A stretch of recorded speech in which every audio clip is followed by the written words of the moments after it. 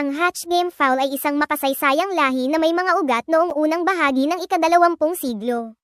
Kilala sa kanilang walang humpay na pananalaki, hilaw na kapangyarihan, at walang tigil na laro.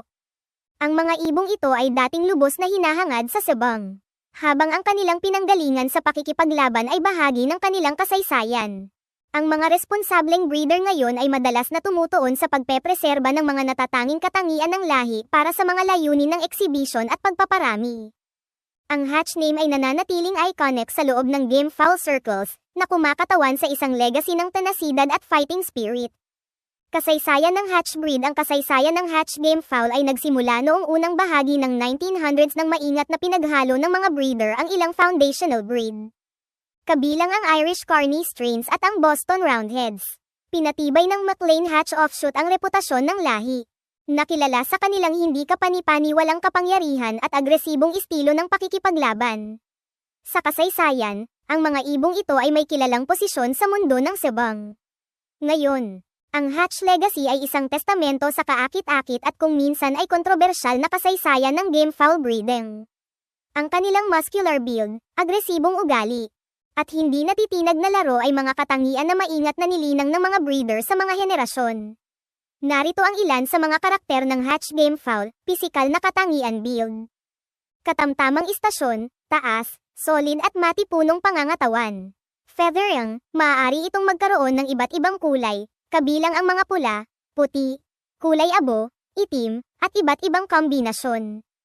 Ulo at mga mata, maaaring bahagyang mag-iba ang mga hugis ng ulo, ngunit kadalasan ay may mga mata silang mukhang matalino na nagpapakita ng tindi. Ugali agresibo. Isang tampok na katangian. Ang Hatch Game Fowl ay likas na agresibo at nagtataglay ng mataas na puwersa sa pakikipaglaban. Gameness, pambihirang laro. Ibig sabihin ay isang malalim na pagnanais na lumaban kahit na nahaharap sa matinding pinsala. Alerto, ang mga ibong ito ay karaniwang napaka-alerto at may kamalayan sa kanilang kapaligiran. Mga katangian sa pag-uugali. Sparring. Hatch Game Fowl ay maaaring sabik na makipag-spar at subukan ang kanilang mga kakayahan sa pakikipaglaban. Pangingibabaw. Maaaring magpakita ng mga gawin ng pangingibabaw, lalo na ang mga lalaki, kung minsan ay nagpapaligsahan para sa hierarchy sa loob ng isang kawan. Train ability. Habang ang kanilang pangunahing instinct ay pakikipaglaban, ang Hatch Game Fowl ay nagtataglay ng katalinuhan at maaaring sanayin sa ilang antas para sa paghawak at pagpapakita. Dahil sa kanilang pangangatawan at ugali, ang Hatch Game Fowl ay isang kakaiba at makabuluhang lahi sa kasaysayan. Ang kanilang mga natatanging katangian ay nakakabighani sa mga breeder at mahilig na nakatuon sa pag-iingat sa mga lahi na ito. Tungkol sa fighting style ng Hatch Game Fowl. Ang pag-unawa sa kanilang natatanging mga diskarte sa pakikipaglaban ay nagbibigay ng insight sa kalkuladong pag-aanak at mga diskarte sa likod ng lahi na ito. Narito ang mga diskarte ng Hatch Game Fowl. Agresibo at attack-oriented. Ang Hatch Game Fowl ay walang humpay na sumusulong, patuloy na naghahangad na makisali at madaig ang kanilang kalaban. Dahil sa kapangyarihan ang kanilang estilo ng pakikipaglaban ay lubos na umaasa sa kanilang muscular build, na naghahatid ng malalakas na suntok upang magdulot ng pinsala. Walang cap-aris na gameness marahil ang kanilang pinaka-natukoy na katangian. Ang Hatch Game Fowl ay nagtataglay ng hindi kapani-paniwalang laro. Ibig sabihin ay magpapatuloy sila sa pakikipaglaban ng may hindi natitinag na determinasyon kahit na nahaharap sa matinding pinsala. Unahin ang power kaysa teknik. Bagamat maaari silang magpakita ng tuso, ang mga ibong Hatch ay madalas na tumutuon sa hilaw na puwersa at pagsalakay sa mga komplikadong diskarte sa pakikipaglaban. Mataas na estasyong manlalaban. Ang ilang Hatch Game Fowl ay may posibilidad na lumaban sa isang mas mataas na istasyon, mas patayo, na nagbibigay sa kanila ng isang kalamangan sa abot at ang kakayahang mag-strike mula sa itaas. Mga shuffler. Maaaring magpakita ang ilang partikular na linya ng Hatch ng shuffling na estilo ng pakikipaglaban, na gumagamit ng mabilis na footwork upang maniobra sa paligid ng kanilang kalaban at mag-set up ng mga pag-atake. Ang Hatch Game Fowl fighting style ay nagpapakita ng walang humpay na paghahangad ng lahi ng tagumpay. Sa pamamagitan man ng kapangyarihan, pagsalakay, o kagustuhang magpatuloy. Ang mga ibong ito ay nag-iiwan ng pangmatagalang impresyon sa mga nakasaksi sa kanilang kahusayan sa pakikipaglaban at nagtatampok ng kakaibang elemento sa mundo ng mga lahi ng game fowl. Ang Hatch Game Fowl breed ay tumatayo bilang isang testamento sa Ang Hatch Game Fowl breed ay tumatayo bilang isang testamento sa kapangyarihan at hindi natitinag na determinasyon. Ang mga ibong ito ay nagtataglay ng mga kahanga-hangang lakas na nagpapahalaga sa kanila sa mga bilog ng sebang. Narito ang mga kalakasan at kahinaan ng Hatch Game Fowls. Pag-usapan natin ang Hatch strengths. Kapangyarihan, kilala si Hatch sa kanilang kakayahang maghatid ng malalakas na suntok na maaaring makapagpapahina sa mga kalaban. Gameness.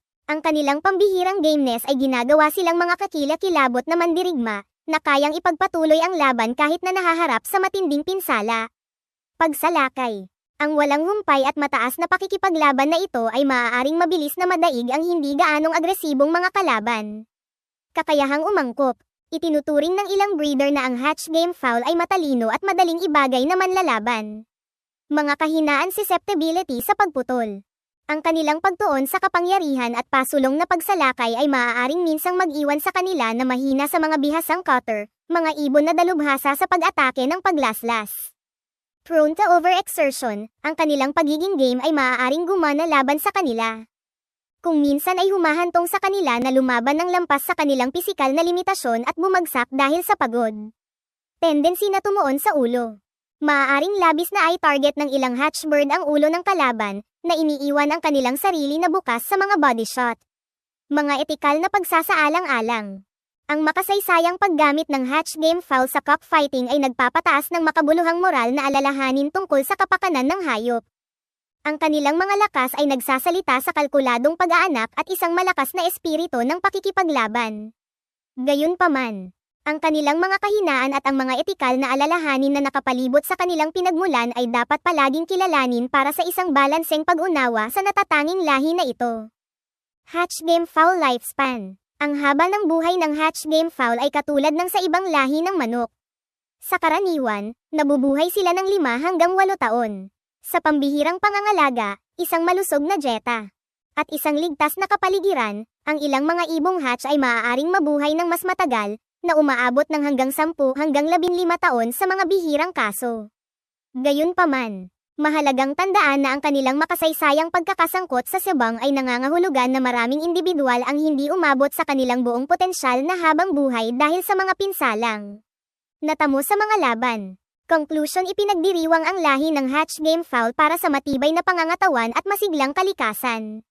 Makasaysayang nauugnay sa sebang. Ang mga breeder ngayon ay nakatuon sa pagpapanatili ng mga natatanging katangian at mayamang pamana nito. Ang paglipat na ito mula sa labanan patungo sa konserbasyon ay nagtatampok sa kultural na kahalagahan ng lahi at nagtataguyod ng mga etikal na kasanayan sa pagpaparami. Kayo ba guys? Alin ang mas gusto nyo? Gilmore Hatch, Lemon Hatch, o Sweater Hatch? Magkomento sa ibaba.